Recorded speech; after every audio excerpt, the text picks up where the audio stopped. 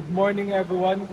Before we start, let's welcome our newly elected Student Council President, Ms. Sheila May Villanueva.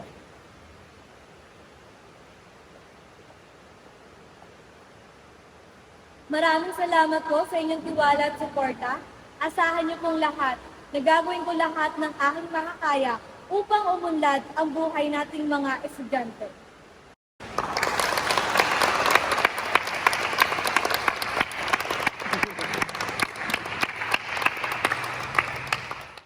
It was my happy place.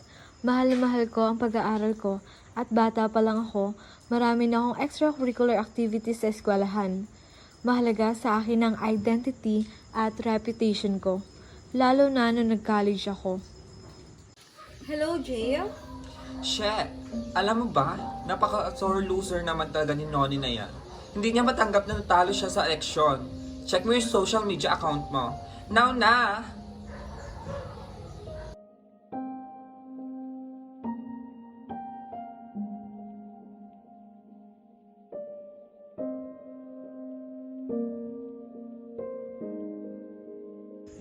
Napaka-bobo naman ng president natin ngayon.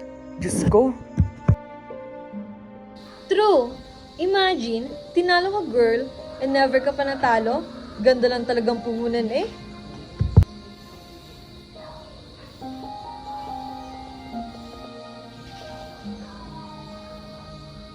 Feeling maganda, napakahangin naman. Matatangay na kaming lahat sa hangin mo, feelingera.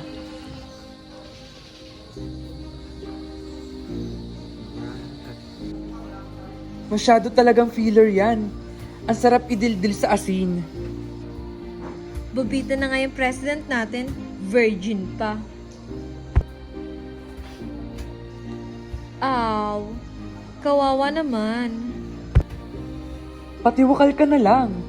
The world will be so much better without you.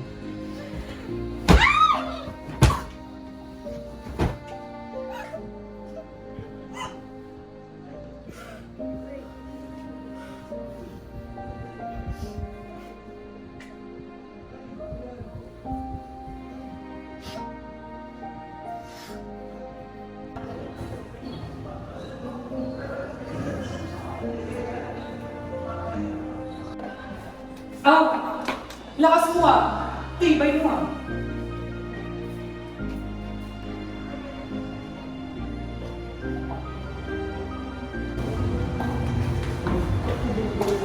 Shana, may klase ka, di ba?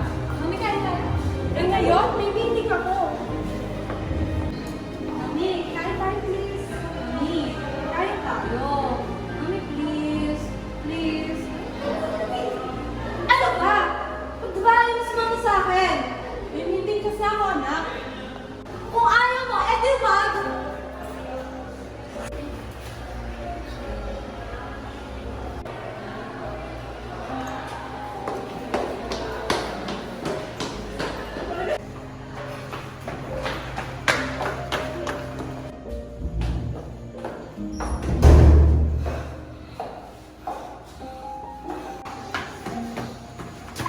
Shana! Salamat po sa pag-group niyo sa akin.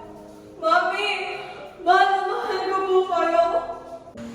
She, alam ko namang hindi mo yun sinasadya.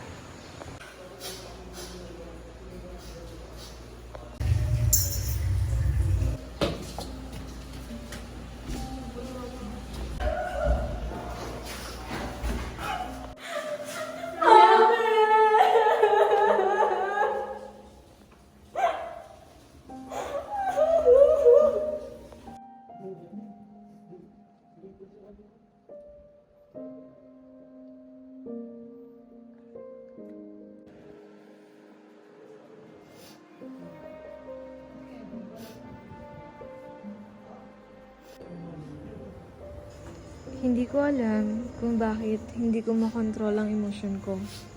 Pero sa tulong ng mga gamot at sessions ko sa psychiatrist, nakabalik ako sa pag-aaral. Dahil sa tulong ni Mami Joanna, nakagraduate ako on time. Nagsimula ako magturo ng English subject sa aming universidad. Good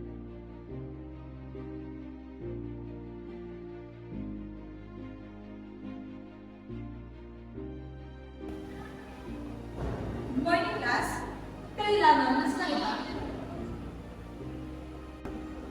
Binig pa si Muno. Boycott ng ano? Boycott po tungkol sa inyo. I-boycott nyo na ang klase ni Sheila May Villanueva. Hindi siya dapat nagtuturo. Na mental na yan, alam nyo ba? Baliw yan. Baliw agad? Baka naman napoposes lang. Loka ka talaga. Loko-loko lang ako, pero siya, totoong baliw. Ha ha ha, lol. Karma is real.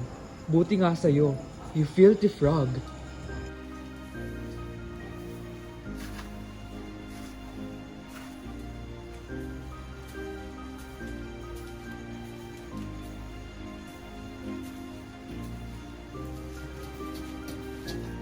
Hindi ka pa natutulog? Hindi, patapos na to. Saglit lang.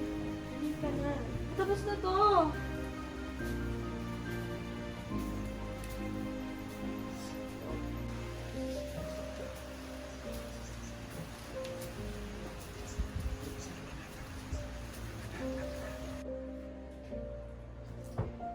Bipolar disorder 1 ang sakit mo, Sheila.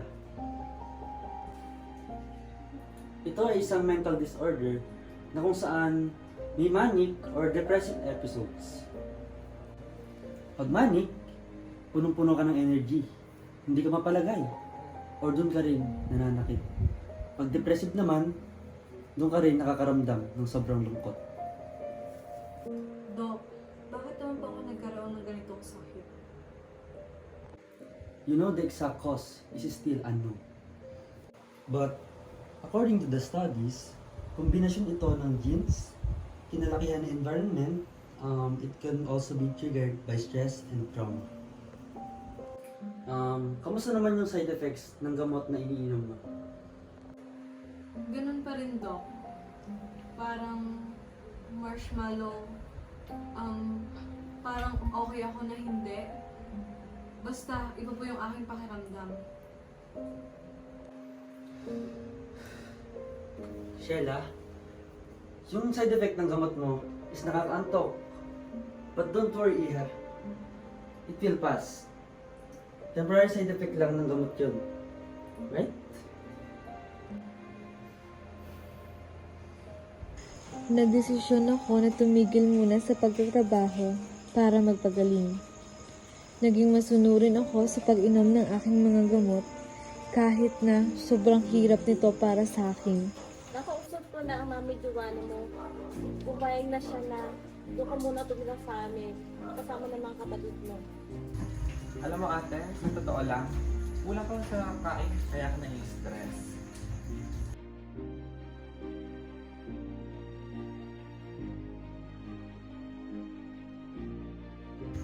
Yan namang mami Joanna mo masyadong OA. Dinala ka kaagad sa psychiatrist. Ano pong masama kung dinala ako sa psychiatrist? Bakit hindi mo na dinala sa normal na doktor? Bakit sa doktor ng mga baliw? Ha? Yung mga doktor na yan, naku, madalas ang iba dyan ay namemera lang. Yung kung ano-anong ang sasabihin na sakit.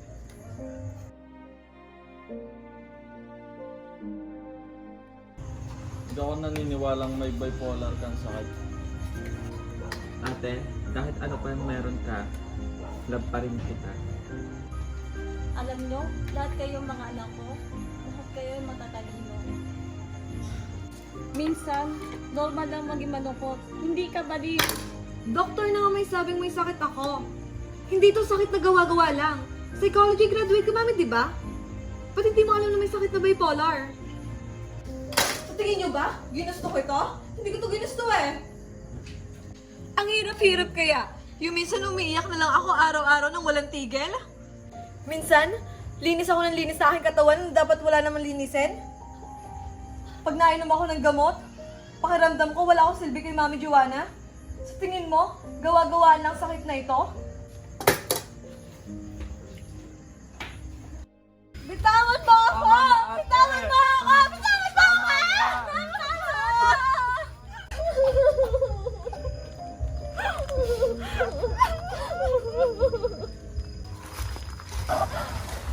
Pamilya ko ang tanging naging lakas at sandigan ko sa mga panahon na nalulugmok ako.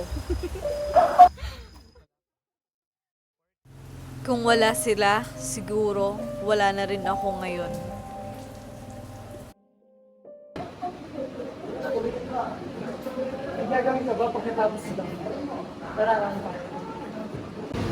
Sige, saan ba yan? Sama natin si Janine.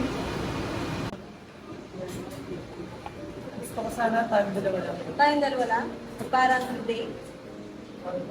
Maniwala ka sa akin, Juan. Hindi ako yung tipo mong babae. Bakit? Bipolar ako. Isa siyang mental disorder. Nagagamot ako para makontrol ko ang mga emosyon ko. Eh ano naman kung may bipolar disorder ka? Wala namang kaso sa akin. Hindi mo kasi yun naiintindihan kasi hindi mo nararamdaman. Sige nga, ipaintindi mo nga sa akin. Masugid ako niligawan ni Juan hanggang sa nahulog ang loob ko sa kanya at naging boyfriend ko siya. Dahil kay Juan, unti-unting nagkaroon muli ang buhay ko.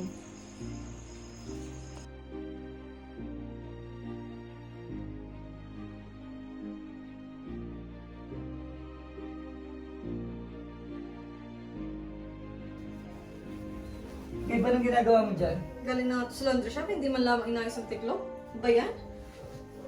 Ako na dyan. Mukhang pagod ka na eh. Hindi ako na, kaya mo Ako to. na. Sige, ako na. Hindi, ako na. Ako na. Ako na. Ako na sabi! Kita mo, nagulo lahat. Ba't ba hindi ko mga alam? Babe, nainom mo na ba ang mga gamot mo? Hindi. Bakit? Ba't mo pinapalala sa akin? Sa tingin mo ba? Nababalo na naman ako? Nababalo na naman ako? Ha? Nababalo na naman ako? Ano?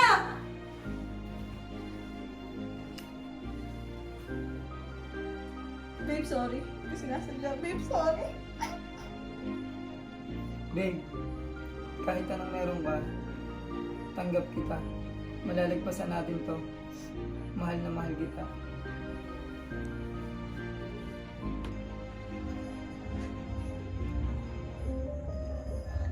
Ano yan? Ate, wala po ito. Hindi. Ano yan? Ate, wala po ito. Promise, biro-biroan lang po ito.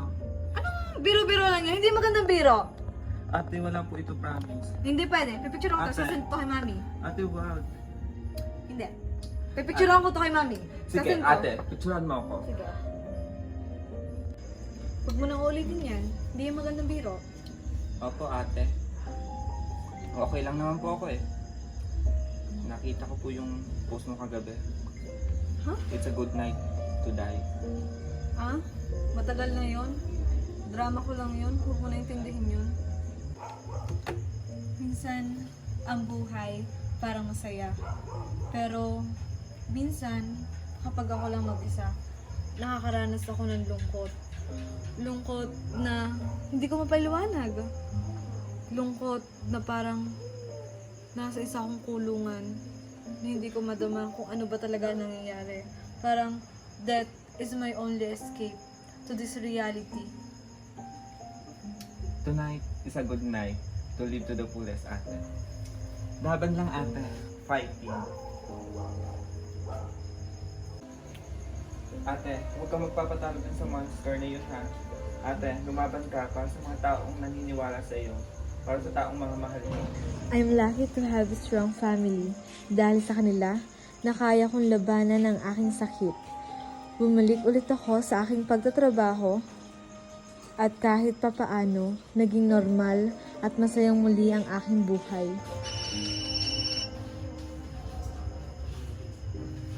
Hello? Ate, hello ate, si Kuya Ray. Ano nangyari kay Rai? Pagdating namin sa bahay, nakita namin siya nag-seizure. Ano? Nasaan kayo? Dali niyo siya sa ospital! Dali niyo siya sa ospital! Bilisan niyo! Bilisan niyo! Nasa bahay pa po. Kuya, lumaban ka. Dadalhin ka pa namin sa ospital.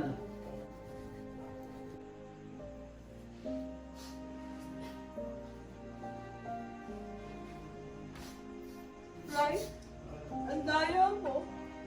Sabi ako. Sabi mo, huwag magpapatalo sa monster. Bakit ka wala na? Bakit mo hindi tinupad yung pangako mo?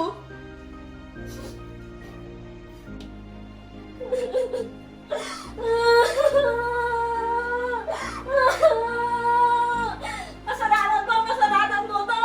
Hindi mo matay ang ating anak! Naging mabuti kang ama sa kanya! Pasensya na. Patawad aking anak.